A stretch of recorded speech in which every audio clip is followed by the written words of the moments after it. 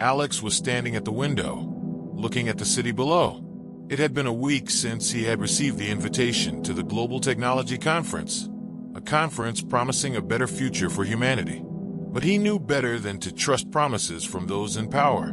He had seen how the world had changed over the past few years, how the lines between control and freedom had blurred. This conference, he feared, was just another step toward a totalitarian regime disguised as progress. He had to go. He had to see for himself what was really happening. The day of the conference arrived, and Alex was already on edge.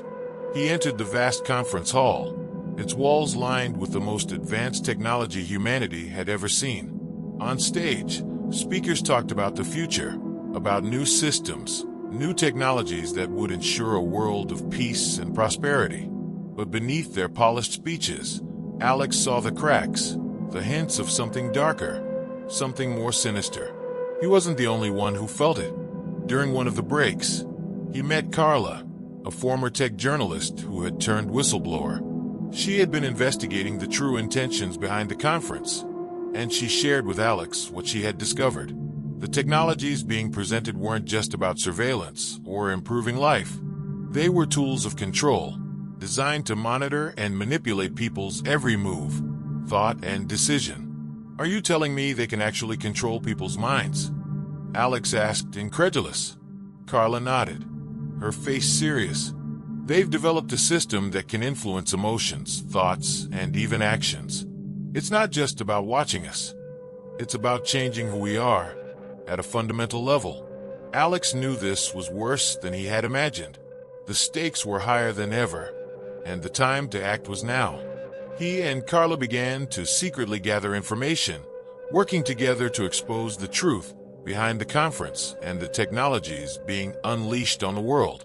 Meanwhile, a larger resistance movement was beginning to take shape, led by Marcos, a former military strategist. The group was preparing for a full-scale rebellion against the powers that sought to impose the new system. But as the days passed, Alex realized that this was no longer just a fight for survival. It was a fight for the very soul of humanity. Could they stop the global surveillance system before it was too late? The days became a blur as Alex worked tirelessly to gather intel, attend secret meetings, and plan the next steps. But the closer they got to the truth, the more dangerous things became. Their communications were intercepted, and soon, Alex found himself being hunted by the authorities. There was no turning back now. The only choice was to keep moving forward. Carla's warning echoed in his mind as he prepared for the final confrontation. If we don't stop them now, it'll be too late. They will control everything. With the help of the resistance, Alex was able to infiltrate the headquarters of the consortium behind the surveillance system. But when they reached the heart of the operation, they were met with a horrifying revelation. The technology wasn't just for monitoring. It was a mind-controlled device, capable of rewriting the very thoughts of anyone who came into contact with it. They had made it this far, but now they had to act quickly.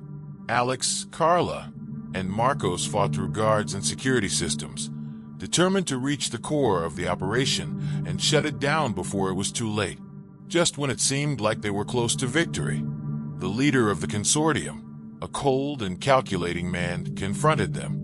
"You really think you can stop progress?" He sneered. "This is the future, Alex. You can't fight it." But Alex wasn't intimidated. "This isn't progress. It's enslavement, and we won't let you control us." A fierce battle erupted in the heart of the headquarters. Explosions rocked the building as Alex and his allies fought for their lives and for the future of humanity. They reached the core, but before they could destroy it, the leader activated a self-destruct mechanism that would take the entire building down. In the chaos that followed, Alex made a split-second decision. He destroyed the main server, ensuring that the mind control system would never be used again. But the explosion that followed sent shockwaves through the building. Marcos, who had been closest to the blast, was critically injured. With the building collapsing around them, Carla rushed to Marcos's side. But there was no time for a final goodbye. The battle was over, but the price had been high. Alex knew they had won, but at what cost? The global surveillance system had been destroyed, but the scars of the conflict would remain. In the aftermath, as Alex and Carla surveyed the damage, they knew that the war for humanity's future wasn't over, but they had taken the first step toward a world where freedom, not control, would reign. The journey ahead would be difficult, but for the first time in a long while, Alex felt a glimmer of hope. The world would have to rebuild, but now it had a chance to return to normal, or at least to something that resembled it.